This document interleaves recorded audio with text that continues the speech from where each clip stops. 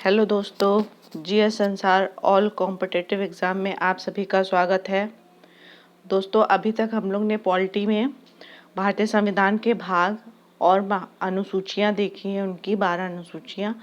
आज हम लोग पढ़ेंगे भारतीय संविधान के विभिन्न प्रावधान और वो कहाँ से लिए गए हैं और उनके स्रोत।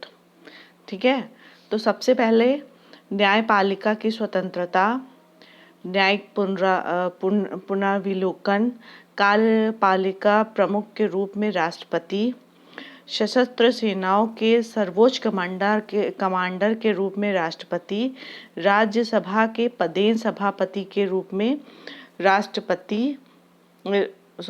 राज्यसभा के पदेन सभापति के रूप में उपराष्ट्रपति। ठीक है, मौलिक अधिकार, उद्देशिका और सर्वोच्च न्यायालय के उच्च न्यायालयों के न्यायाधीशों को पद से हटाया जाना, ये सब हम लोग ने यूएसए से लिया है, संयुक्त राज्य अमेरिका के संविधान से लिया गया है। उसके बाद जो सेकंड है, मतलब 3 पॉइंट और हैं। विधि बनाने की प्रक्रिया, विधि का शासन और एकल नागरिकता। विधि बनाने की प्रक्रिया, विधि का शासन, एकल नागरिकता, मंत्रियों के उत्तरदायित्व सहित संसदीय व्यवस्था। ये किस संविधान से लिया गया है? ये ब्रिटिश संविधान से लिया गया है। उसके बाद शक्तिशाली केंद्र से युक्त संघ व राज्यों के मध्य शक्तियों का वितरण तथा अवशिष्ट शक्तियों का केंद्र में विधान, ये कहाँ से लिया गया है? ये कनाडा से लिया गया है। फिर उसके बाद राज्य के नीति निदेशक तत्व, राष्ट्रपति के निर्वाचन की प्रक्रिया, राष्ट्रपति द्वारा राज्यसभा के सदस्यों का मनोनयन, ये आयरलैंड से लिया गया है।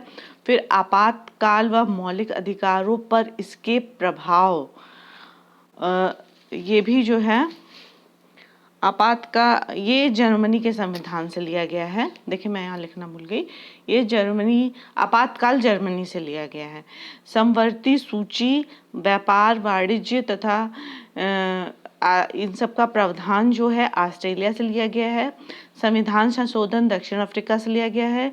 मौलिक कर्तव्य रूस यानी कि पूर्व के सोवियत संघ से लिया गया है। गणराज्य फ्रांस से लिया गया है। दोस्तों, ये हमारे संविधान के स्रोत हैं कि इसके प्रावधान कहाँ कहाँ से लिए गए हैं। और आपको एक बात है कि मैं आपको पॉलिटी के वही पोर्शन पढ़ाऊंगी कि जहाँ से क्वेश्चन आना 100% तय है, जहाँ से आपके सारे क्वेश्चन पॉलिटी के एग्ज़ाम में सॉल्व हो जाएंगे।